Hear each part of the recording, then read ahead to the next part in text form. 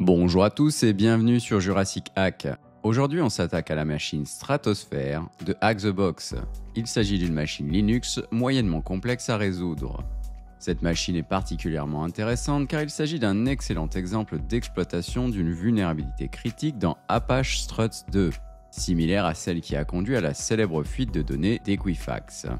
Dans un premier temps, nous allons commencer notre analyse avec un scan de ports. Ici, nous avons 3 ports ouverts, le 22, le 80 et le 8080.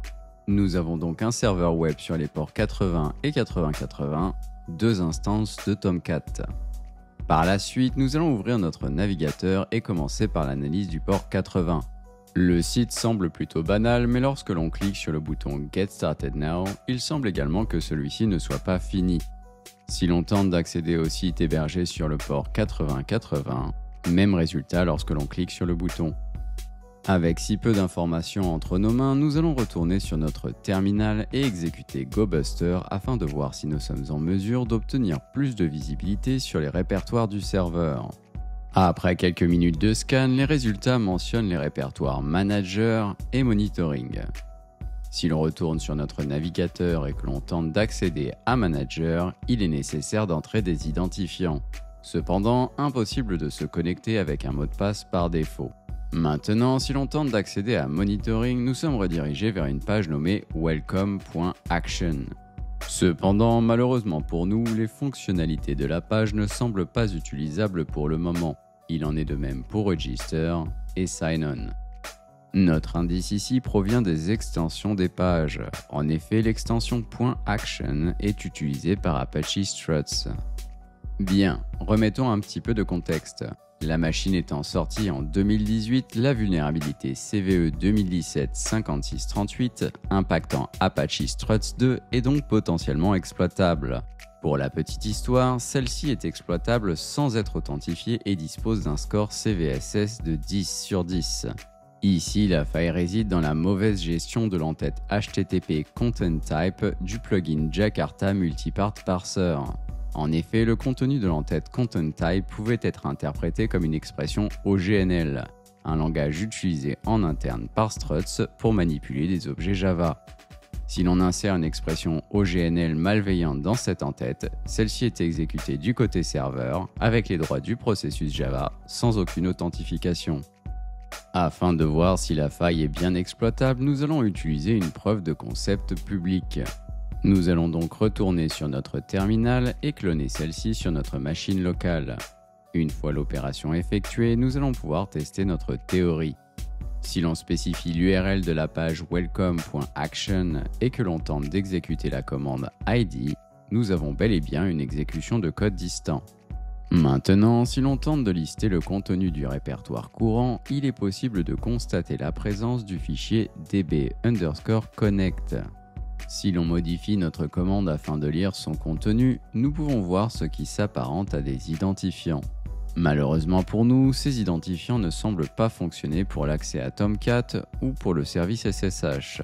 Nous allons donc continuer notre analyse.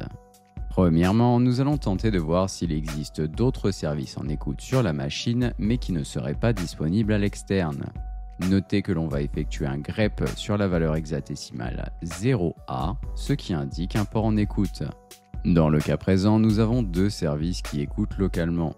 Ils sont facilement reconnaissables, la valeur hexadécimale de l'IP commence par 0,1 et termine par 7F.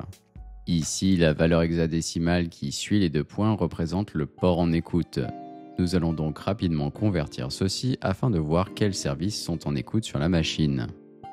Dans le cas présent, le premier écoute sur le port 8005 et le second écoute sur le port 3306. Ce dernier est particulièrement intéressant car il s'agit du port par défaut du service MySQL. Ici, si l'on exécute notre preuve de concept afin d'exécuter la commande MySQL, il est possible de constater que celle-ci est présente sur la machine. Maintenant, nous allons donc tenter de nous connecter au service MySQL avec les identifiants récupérés précédemment. Ici, nous pouvons découvrir qu'il existe bel et bien une base de données, celle-ci est nommée Users. Nous allons donc modifier notre commande afin de lister les tables de celle-ci. Le résultat de la commande indique la présence d'une table nommée Accounts. Nous allons donc une nouvelle fois modifier notre commande afin d'obtenir le contenu de celle-ci. Dans le cas présent, nous obtenons ce qui s'apparente aux identifiants d'un utilisateur nommé Richard. Nous allons donc tenter d'utiliser ceci sur le service SSH. Ici, c'est gagné, nous avons accès à la machine via le compte de Richard. Il ne nous reste plus qu'à lire le flag utilisateur. Maintenant, pour ce qui est de notre escalade de privilèges, nous allons commencer par regarder s'il est possible d'exécuter des commandes via sudo. Dans le cas présent, il semble que l'on puisse exécuter le script test.py. De plus, celui-ci est présent dans notre répertoire local. Malheureusement pour nous, si l'on exécute le script, celui-ci nous demande de trouver la valeur d'un hash. En effet, si l'on consulte le contenu de celui-ci, nous avons besoin de passer à travers une liste de hashes qu'il faut deviner avant de pouvoir obtenir un shell. Inutile de perdre votre temps ici, ce n'est pas la bonne manière de procéder. Cependant, si l'on regarde le script de plus près, il est possible de voir que celui-ci importe la librairie hashlib.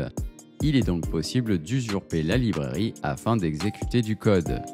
En effet, l'idée ici est d'abuser du mécanisme d'importation de Python pour forcer un script à charger du code malicieux. Quand Python exécute import hashlib, il commence par tenter de localiser la librairie dans le répertoire courant. Pour exploiter cela, nous allons simplement créer un fichier nommé hashlib.py contenant l'exécution d'un shell bash. Par la suite, nous allons réexécuter test.py. Si tout se déroule correctement, nous devrions obtenir un shell en tant que root. Il ne nous reste plus qu'à lire le contenu du flag root.